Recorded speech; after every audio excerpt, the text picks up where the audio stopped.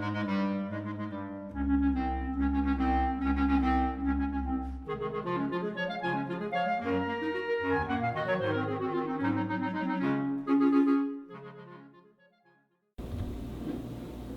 welcome back. I figure we'll jump into a different type of pen. We've seen this mechanism before, but I just thought I'd show a different type of pen that I don't think gets as much limelight as some of the other major brands. So what we have in front of us is a Sheaffer sub-brand called the Wasp, and this is a particular one called the Clipper.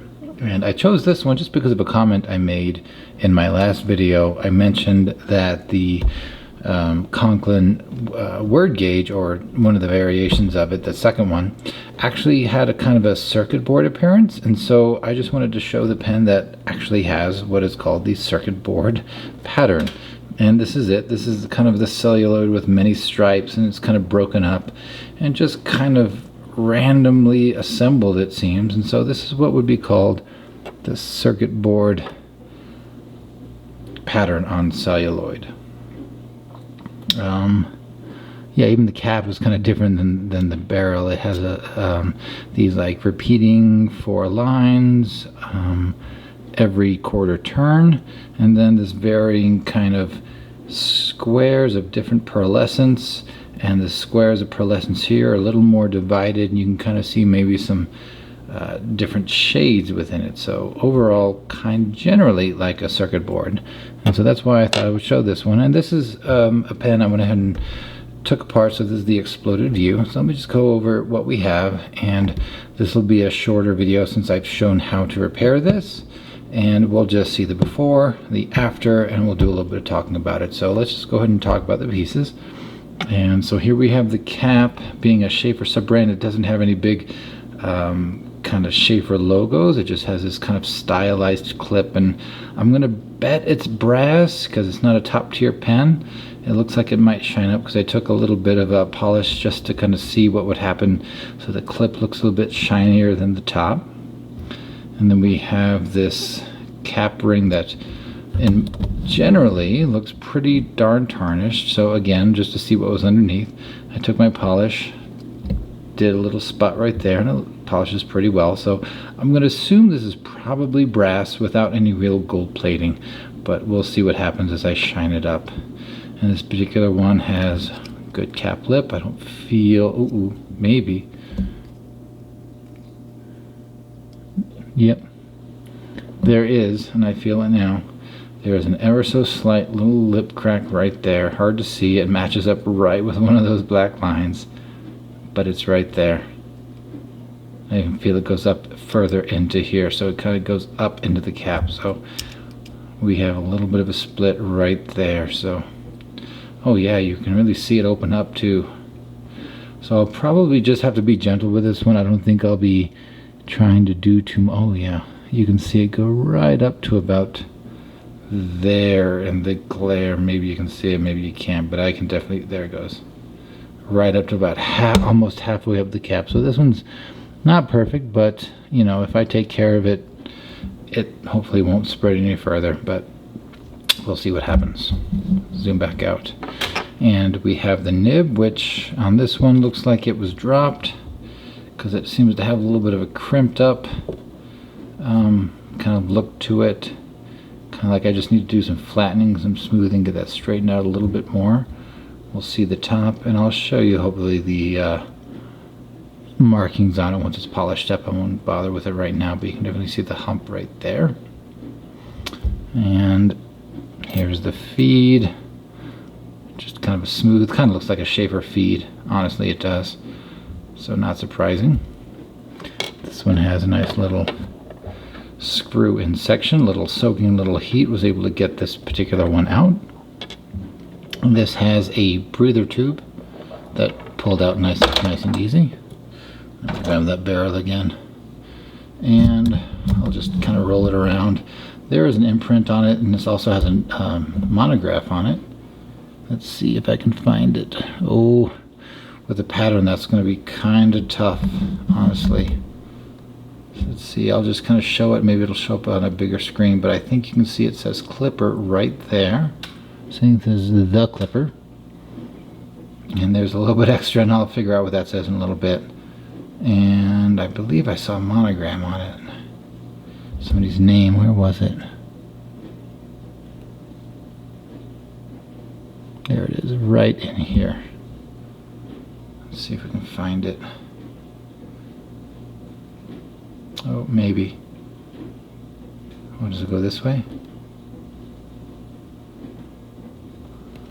It should say Bob Herring is what it says. Kind of goes the opposite way of the imprint itself. So Bob Herring's pen.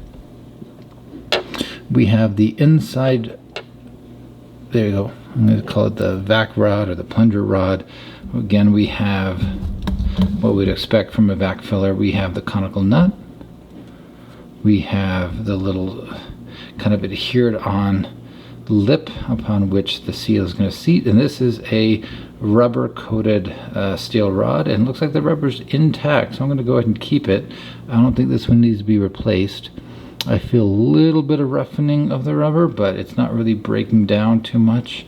Maybe a little spot right there, but I think for now this one's good enough to maintain. I may change my mind, we'll see.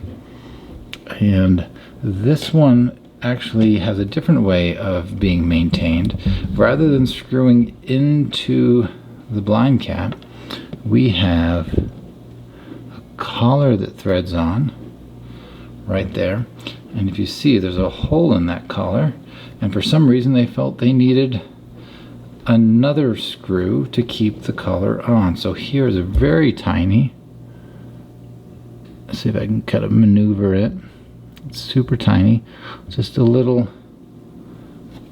kind of screw. You may not be able to see it, but like a cylindrical screw with a couple little flat top grooves. Hopefully you can take my word for it. Little grooves on the top that would sit in here. There we go. And screws down. Let's go ahead and show you that way. So you take a little bit of jeweler's screwdriver, and that can screw on, screw off, and that's what holds it down. So you're really going to be able to take this in the barrel, and rather than using the blind cap, which is just a blind cap, it doesn't screw onto this in any way, you pull and push just this with the grippiness. So that's the difference between these and the more mainstream Sheaffer vac fillers. So there's a little bit of a difference. Need to level this desk at some point. I'll just leave that on for right now because it doesn't really need to go anywhere. And of course, here is a very simple squared off blind cap with a little bit of a probably brass cap at the tip, so it'll shine up just like the tip. So we got a little kind of a balanced metal capping at either end. So there we go, and that's everything. And I went ahead and, rather than show this, it's not a how-to video anymore, but I went ahead and, if you refer to my Sheaffer vac-fill, the second video, I'll show you what I did on the inside. Well, I tried to get the packing unit out with just heat, and using my knockout rod, my knockout block, and just using heat to hopefully expand this space and do the knockout part and pop out the packing unit as a unit. But several days heating, soaking, I could not do it. So I got to the point where I was kind of getting afraid that this is so tight that I was going to wind up busting the bottom out and it'd be broken. So what I did was, again, refer to the video, the vac filler, the second generation of the Sheaffer vac fillers. I took some drill bits, I took my little drill, and I drilled out just the cap of the packing unit, picked out the contents, replaced it with, I think I had them off to the side here somewhere, maybe I did, yes I did, replaced it with one of these black rubber seals. I rubber cemented that in, let it sit for a couple of days, harden up. Then I took one of these little sealing rings, polyvinyl, and set it down in there as well on top. And then I took some acetone with one of my long pipettes, snaked it down, got it down to the bottom, and just kind of dropped a couple drops of acetone right around it. and let that kind of seal inside. And here's my light to show you what we have. So down there we have, and it's kind of hard to see, but on the middle of that hole you see a little bit of the rubber washer, and then on top you have the white polyvinyl washer sealed around the edges thanks to the acetone. So we have essentially a repacked packing unit. So go ahead and see that other video just to see this process a little bit better, and we'll just kind of skip over it for now because I'm just kind of showing off a cool pen. Let's go ahead and put this down. So what I'm going to go ahead and do, and the next time we come back on, I'm going to go ahead and take all my micro mesh and polish the parts I can polish. I'll use my plastic polish as my Chrome, and we'll come back with everything looking nice and shiny. We can put it quickly back together, and I'll decide how technical I want to do it, if I'm just going to show up with it put back together, since again it's very similar to the Sheaffer vac fillers, and just go into the showing off of the pen, doing a writing sample. But maybe I'll just do a little reiteration, or at least I kind of show the main things. Now that I've done it once, I can probably do it smoother on video again. But we'll come back with it, either get the last little bits figured out or completely put together. I'll make a game time decision and we'll start to show it off. So we'll see you in a little bit, and hopefully this will be a much shorter video. Alright, welcome back. I have done some work on my clipper, and I'm going to show you what I've done, just kind of show a few things, highlight things that I kind of changed my mind about, and then we'll do a few bits of the putting it back together just as a refresher, but we'll hopefully quickly move on to doing the writing sample and talking about the pen. So let me just kind of go top to bottom real quick and point out a few things. And so if you recall, this but this cap had a crack in it from the lip up till about probably halfway through the barrel. And let me find where it was. Right there, I can feel right there. But if you'll notice at the transition between these lines and a little bit darker color, that crack is gone. I don't get the step off, I can't feel the crack, and I'll show you a little bit through the glare, and we'll see if you can see the cap lip one, and try to believe me, but yeah, right there's the crack, and it ran up through here. Now it's gone. So I was able to solvent weld it with acetone, and I think I should point a little bit of thing out. So I know I was hesitant because there's a couple things I consider when I do this. How old is the pen? Do I think there's been shrinkage? And I get more hesitant about the cap lips. So what I'm essentially doing is trying to get acetone in between the cracks. So that means you sometimes, or not sometimes, but generally you're applying a little pressure to open up that crack. So even as you do it, you are on the risk of spreading the crack further because you're trying to part it to get enough room to work with. And of course, with the method I'm using, I'm not using straight acetone. I'm redissolving some celluloid to have as a substrate to kind of fill in the gap, to kind of get each half across that crack to have celluloid in between it and the acetone, so that when they kind of crimp back together, they're kind of fusing and becoming solid again.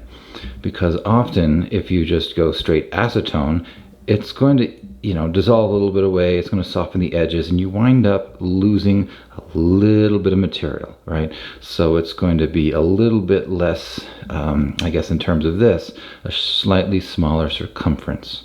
So here, not terrible, but down here with the cap lips, if you lose that little bit of circumference, it's a little bit tight of a ring. When you wind up going to put your barrel back in, everything's kind of put back together, the section, the feet are in there, so this celluloid is going to be as expanded and as full as it's going to be. When you wind up putting it back in, oftentimes you'll create the pressure that'll re-exert itself on this now slightly smaller circumference, and the weld that you spent so much time doing, so much time smoothing, making it great, pops right back open because it just can't take that pressure.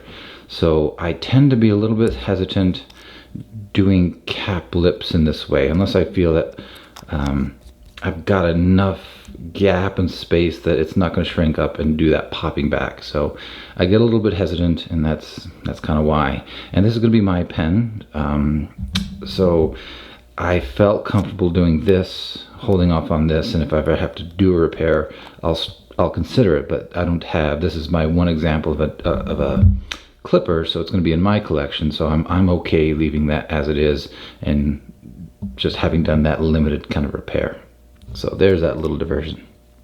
Let me go ahead and show you the metal parts. I do believe this is brass, and I just kind of took my Simichrome polish, and everything came out really nicely. We have some nice facets up top. We have even the cap band, which nicely polished up. So I'm pretty sure these are brass, but cap I think is a success. The other bit that I did was, if you recall, I'll zoom back in a little bit, that this I felt maybe had been dropped because it looked like it had a little bit of a dent, like it just kind of got pushed in. But I took my acrylic nib block, and I took a little, kind of one of my burnishing tools, and I really just put this nib on the acrylic block, zoom back out, get ahead of myself, and just kind of found a spot where it was nicely cushioned, and took this in between smooth metal and just really burnish, just kind of flattening that out as much as I could. And I think I got it to a good point, and I even did some pre-aligning, so I think the nib's going to be really nice. If you kind of see through, try to look between the tines, it's got a nice little narrow gap that my brass shims go through nicely, so I think the ink flow is going to be good. I think I did a decent job flattening that little bit of a dent we had, but we will find out. And of course our feed and section were pretty good to begin with, just now a little bit shinier. Breather tube. Here's the other digression I made. So this is the original bar. It is stainless steel coated in blackened hard rubber, and I know I thought like, okay, it looks pretty good, it's got a crack, maybe a little bit of rippling, but the more I thought about it, I'd rather just not mess with this, because that's gonna cause some issues being pulled in and out with the rippling and the, you know, break down that hard rubber even more.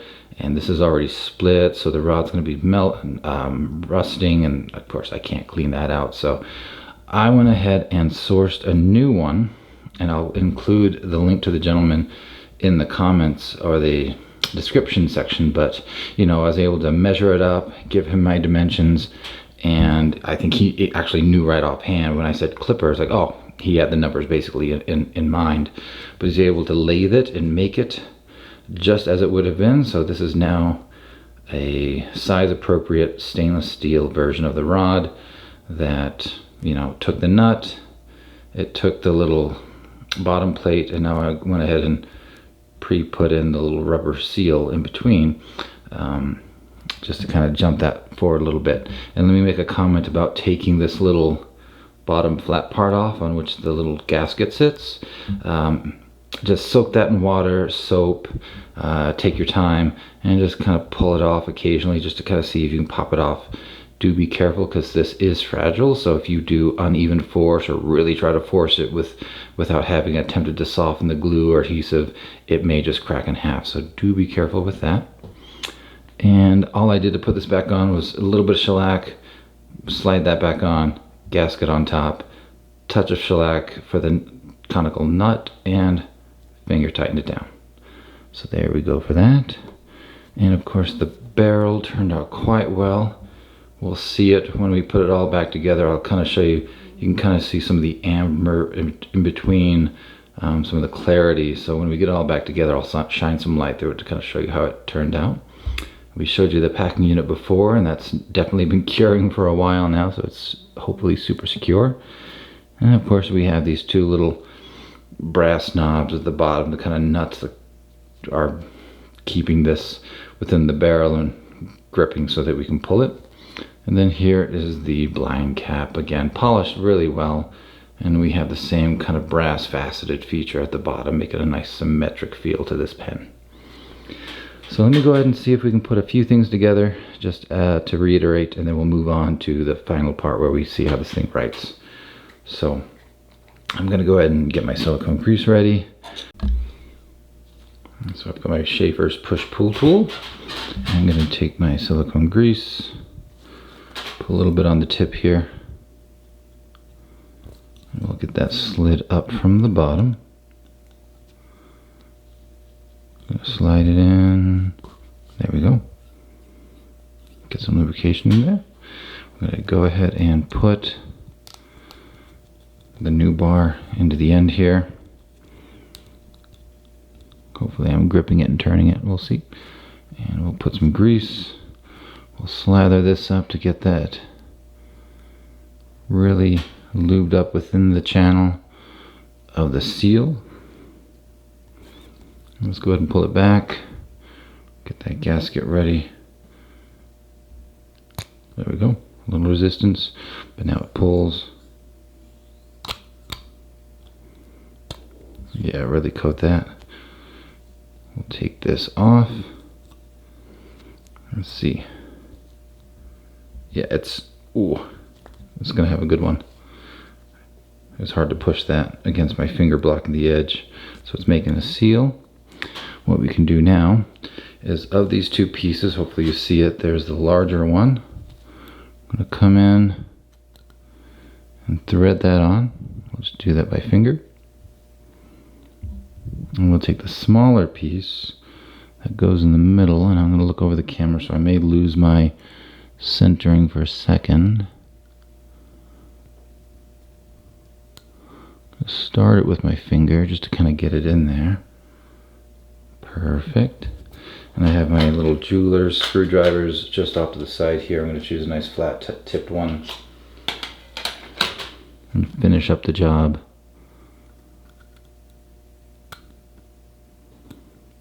There we go. Get that tightened down. Doesn't need to be crazy tight. Perfect. And getting a pop, so it's got a good seal in there, so it's moving smoothly. But just for good measure, I'm gonna go ahead and put a little bit more grease down here and just work that in for a few pumps. Okay, squeeze them out. So it's definitely a tight fit, but that feels pretty good. And I did just realize I forgot to do one thing. So a good thing why you don't over tighten and do all this nonsense. I forgot to lubricate up the seal at the front. So let me just do that real quick. Take the extra minute or two. Put it down here. Kind of focusing it on more on the bottom rather than the top. Okay. And we'll just do everything we did real fast. There you go. There we go. Yeah, put it and we'll do this part instead. We'll just all together. It's not a problem. We'll do Yep. Yeah, that's fine. I'll take my screw one time. Down. Okay. So, grip it, push, pull. Nice pop, so it's going to be a good seal in there.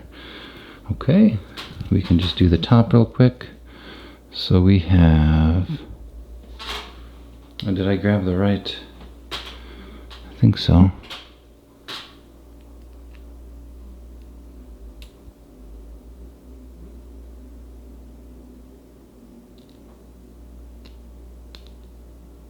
You know, I just realized, I don't know if I was just being dumb, but this should not have a breather tube. I don't know why I even thought to begin with, so I need to find out where the hell this came from and why I've been talking about it in the clipper. So when you're watching this video, wipe this out of your mind. This does not have a breather tube.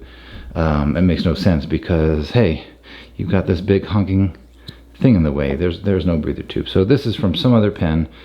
I screwed up. I just got carried away and said, oh, breather tube, must be this, without really thinking. So forget that. But we can take, let me wipe off my fingers a little bit, the nib, the feed, which turned out nice and shiny. I'm going to seat it down into the section, make sure everything's all lined up. I'm going to pull it back for myself and push that sucker down, make sure everything's looking aligned. And good to go. Now it looks like on this particular feed, there we go, it's not going to seat itself all the way down there. There's still a little bit of a gap between the bottom of the feed and the bottom of this threaded in part of the section, so it's not going to come all the way flush, but it looks like we have it down into the nib onto the feed, so that's pretty darn secure. Okay, I'm going to take a bit of this. We'll see if this will cold thread back in, but oftentimes for these thread in sections I do wind up applying some heat just to make sure that that's opened up enough and I don't wind up cracking, but we'll see. Okay, turn it in, turn it backwards to get it to seat. Okay, and looks like this one's going to accept it nicely. It's turning in. So again, I don't shellac, I'll put some sealant in here, but I like to make sure that people don't have to do extraordinary things to get back into these once they're repaired. We're getting the puff. So I think that's doing the exact good job. Let's go ahead and put the blind cap on. Let's go ahead and put the cap on. And I'll let that sit there. I'll go do my reading, search a few things on the internet, kind of see what kind of resources I can find. We'll come back, we'll talk about the pen, and we'll do a little bit of a writing sample on this excellent Sheaffer sub-brand, the Wasp Clipper Edition. We'll see you in a bit. And welcome back. We have the pen finally polished up and ready to show off. So let me just go ahead and give this thing a twirl and kind of show some of the details we hadn't really kind of been able to show before. So here it is, all polished up. And I just took my jeweler's cloth on it just to give it one last little buff. But if we start at the top, we have this nice brass finial type cap. It comes down into the clip, which has a kind of a unique little design on it, a couple of little nested V's, I would call those. See if we can, there you go. Otherwise, a nice faceted clip, little triangular up top, a little deco-ish, I would assume. And we have this slim cap band. And of course, we can see this nice circuit board appearance, all the nice little cubes and different refractions, the lines going through it. Very nice indeed. I like this pattern a lot. And we can come down, let's see if we can show this particular nib. Let's see if I can zoom in, change the background, and find the glare. There we go, maybe. WASP. This is made in USA. That's a number 6 nib. And I'll go ahead and tell you this is a 12 karat gold nib. That's kind of a defining feature of this Sheaffer sub-brand. And we have a nice shiny feed that kind of bulges out at the bottom, a little combing at the sides. You'll see these in a lot of other kind of Sheaffer type pens, not type pens, but Sheaffer pens. We have a nice, simple, small, tapered and flared out section. Nice little cap threads here. And of course, let's get to the barrel and see if we can find where it says the clipper a little bit better. Hopefully we can see that a little bit. I'll just kind of go back and forth. It says the Clipper, Wasp, Pen Company, and then Fort Madison, Iowa, USA, and I think, yeah, patented USA is the very last little line. That one's going to be hard for you to see, but hopefully you can see some of that. And as we learned before, Mr. Bob Herring had his monogram on it just opposite to the imprint itself. So hopefully we see that a little bit. And if you can tell already in the light, there is some clarity in between those green. Let me see if I can show with another little light, just to kind of give you a sense of it. There we go. Let's see if we can shine this little LED behind it and kind of catch some of it. Maybe I should be zoomed out, but let's find out. There you go. You can see that light kind of peeking through. those are our ink view areas, and I've got so much light it's kind of like hiding it. But those stripes right through that kind of look ambered now. Probably a little more clear, or I'd say colorless back in the day, but they've ambered, which kind of gives it a nice look. So also, you know, that little kind of brown amber circuit boards actually feeds into the design quite well over time. But I think we can see it, and we'll show it again. We'll see if we can get an ink fill and then see how full it gets by shining some light through. We have the blind cap. We have the nice similar kind of domed and faceted jewel or topper, however you want to call it. And if we take it off, we can have this nicely polished brass knob that we can use to pull a nice cleaned stainless steel rod. There we go. So let me zoom out a little bit. There we go. Find the focus, foci, focus. Let me go ahead and grab, let's see, do that for a second. Let's go ahead and grab an ink. I'm going to do the Aurora Borealis. This is from Diamine, and it's the only kind of greenish one I have to kind of match the pen, so just going to use that for today. And let's go ahead and see if we can do a fill, and we'll just start talking about it and writing with the pen as we go. Okay, so for these classic vac-fill, we're going to zoom out. There we go. I'm going to take my rod all the way out. I'm going to dip it just to the section and see if we can get the pop and bubbles. There we go. Hopefully that sounded good. We'll give it a second. I'll just see if I can empty it real quick. There, a little bit came out.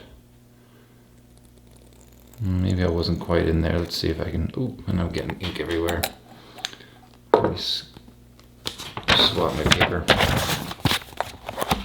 Let's do that fill one more time. I wasn't quite convinced I had it deep enough. So one more time. I'm going to fully submerge it. There we go. I don't think I was quite in, because the first time I heard a puff of air. This is more of a pop. So let's just let that fill for a minute. Yeah. Don't be shy. You're going to wipe this off anyway, so just dip it, you know. Okay, give it a few seconds. I'm going to wipe everything off. And let's see. Yeah, looks like I can't not make a mess. See if we can shine our light and see just how full we got.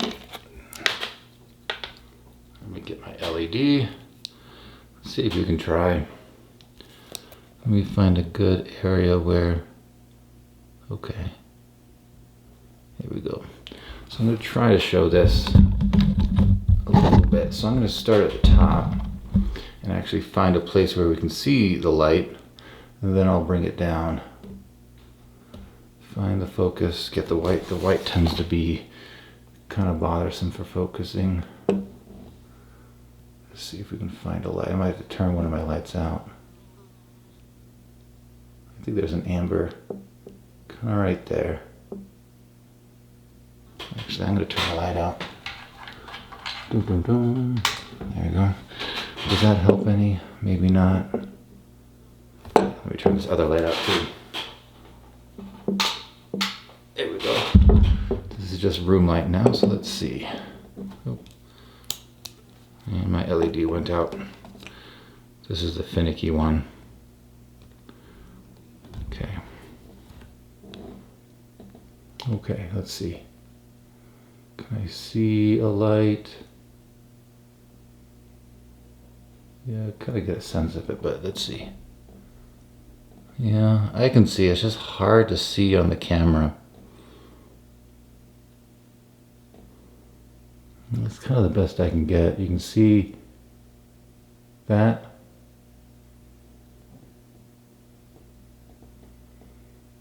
There we go. Kind of lose it right there.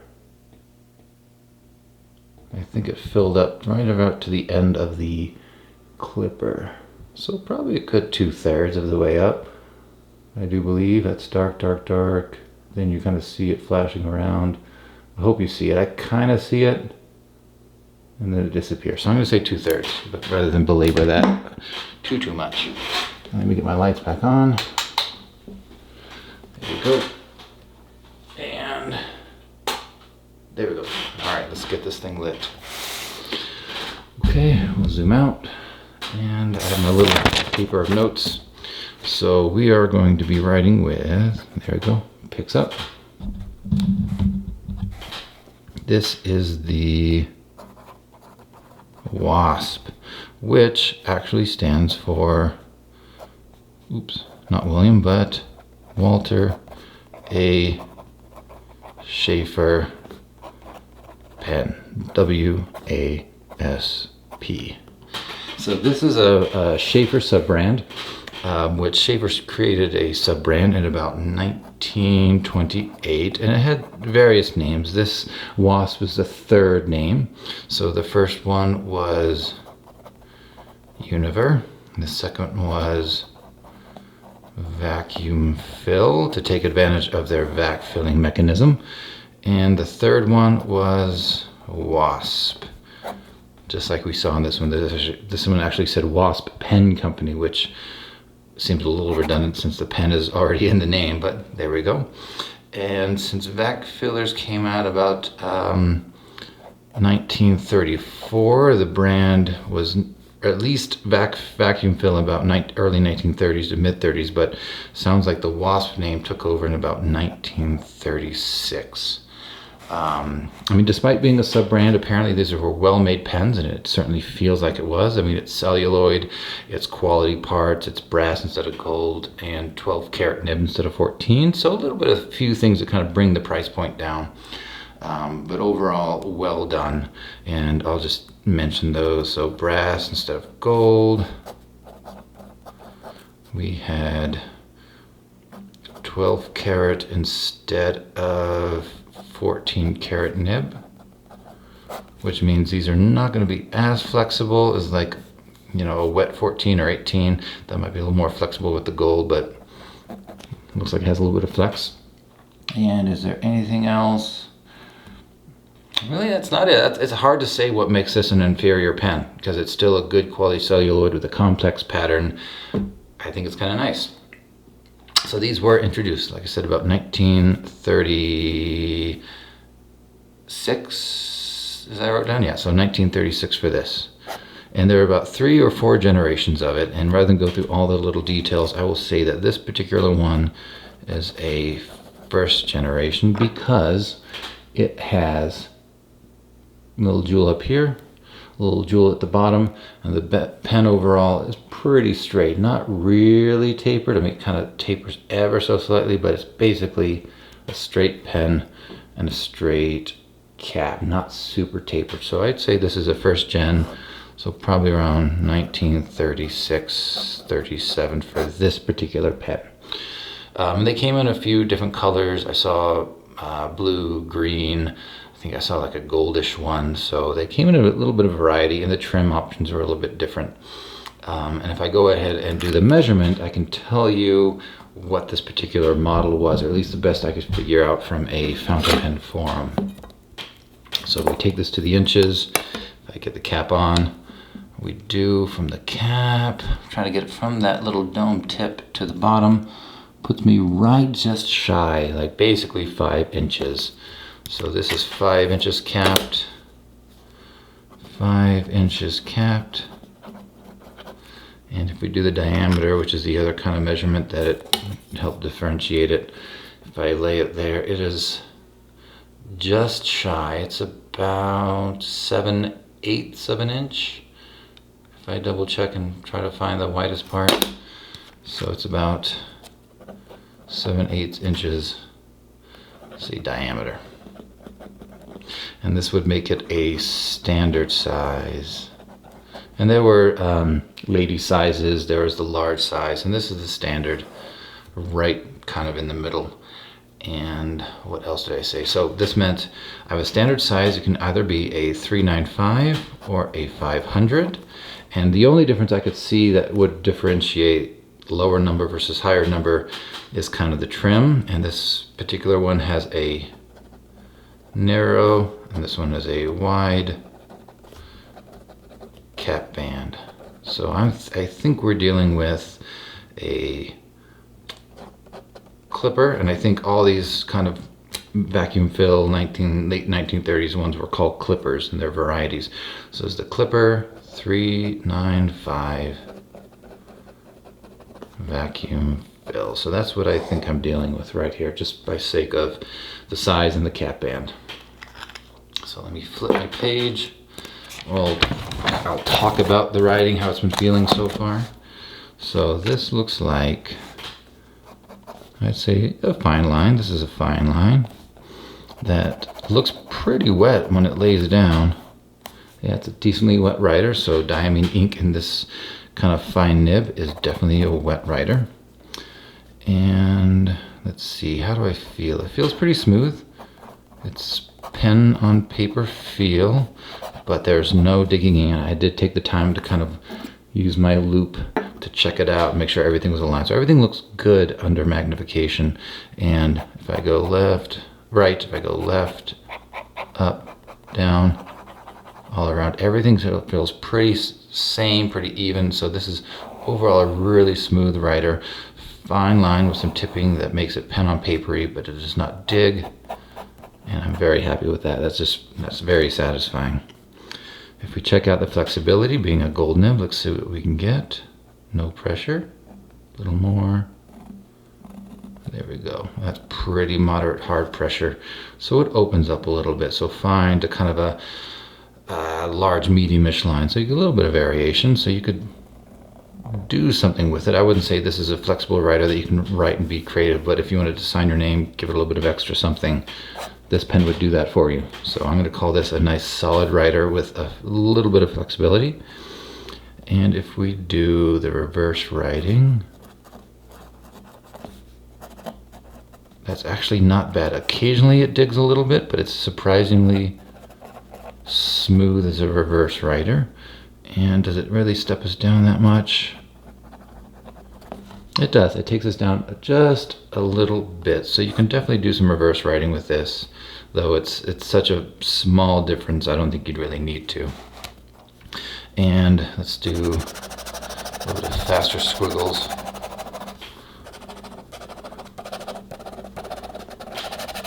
It's definitely keeping up. So being a nice wet writer as a fine nib, it's actually keeping up quite nicely. And overall, pretty appealing. I like this pen. Since I mentioned the capped measurement, let me just go ahead and throw it on the ruler for a uncapped. And it winds up being from bottom to tip right about 4.5 inches, kind of that nice comfort zone for like average 5'9" hands. My hands aren't giant, but that sits right there in the crook. I'm got a nice size section. It's small-ish but not tiny, so it's actually got a little bit of room to kind of move around on. This little flare helps keep me right there. I actually kind of like letting it kind of curve against my fingers. That feels pretty good. It's smooth, and though I might get sweaty, I think that curve is just sharp enough. I'm not going to want to slide off. The threaded part to catch the cap is definitely there. You can feel it, but it's not bothering me running my fingers over it just now. So it kind of nestles you right in this actually pretty decent section. And I can be pretty relaxed. I could be up on it if I want to. And if I really cared to do it, let's see if I can post it gently, since I know there's a crack in the cap, like I said. A little bit. And actually caps pretty well. And does it do much? Adds a little bit of a back weight to it, but not much, being a celluloid cap with a little bit of trim. So adds a little bit of weight, but not terrible. I'm not really having to force it down. But yeah, it's noticeable. And the pen writes very easily with just like the weight of its own self. So it's actually well balanced, or well weighted, or however you want to say it. So overall, this is a well-made pen. I like this a lot. It's the first clipper that I've had, and I was able to kind of stabilize the longer crack, though there still remains a little bit of something here at the very end of it right there. So this is going to be mine as an example, my first one ever. but I like this. I think I might just use this on the daily at some point, and since it's, well, I'd say since it's filled, maybe I'll use it now, but I do want to put the ink out and just show us what we have volume wise. But let's go ahead and uncap and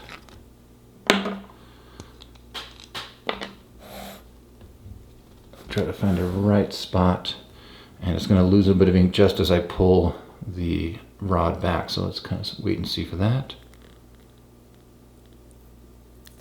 There it goes. Kind of a juicy spill. We just kind of slowly push it forward, get some extra drops out of it. Oh, that's a lot. That's a good amount. Yeah, this is going to write for a while with a fine point. It's going to be a good writer, and it still wants to push out more. That's crazy. Now we're down to the bubbles and the mess making part of it. There we go. Yeah, and I even lost some back here as it kind of really dumped out. So this has a great vacuum to it, a good filler. I'm really happy with this, and actually, since it's already a mess, I might just kind of fill this back up. I'm gonna write with this one. Give it a few seconds, and that's probably my fill. There we go. I'm gonna wipe this down. So overall, just first glance, it seems like a well-sized pen. Though it's a sub-brand, something you would think would be kind of subpar for somebody. It feels really good, a quality material, and that kind of fill makes me think that, yeah, I mean, this is a vac-fill through and through, with good trim, good celluloid, good size. I would say this one's a winner. And if you can pick one of these up, I think I was trying to look around on eBay a little bit, and the kind of Univer and earlier models kind of come up quite a bit. The kind that are lever filled before the Wasp and the vac-fill clipper is out. They're fairly cheap, but once you kind of get into this clipper with the vac-fill and this circuit board appearance, they kind of get up into the high 100s, 200s kind of price range. And I think there's enough people out there who are comfortable fixing vac-fills that a lot of them are going to be repaired. If you can get one that's, you know, you need to refurbish and do some stuff, maybe you can get a little bit better deal, but I think you're probably going to pay 100s, maybe into the 200s range for one of these. But as you can see, like, that shines up really well. If you get one that's taken well taken care of, kind of worth the investment for the collector. But again, I guess these aren't as common, so they're a little bit pricier for the collector themselves. But I'd say if you can see one, you want one, get one. This is a very nice pen, and I'm going to go ahead and write with it. And I don't know what I'm going to do next. I think I've gotten a little bit out of order with some of my predictions. The Quasi-Imperial came out first, even though I'd been talking about this guy. So I will be surprising you as well as me for the next pen, but until then, hope to see you again.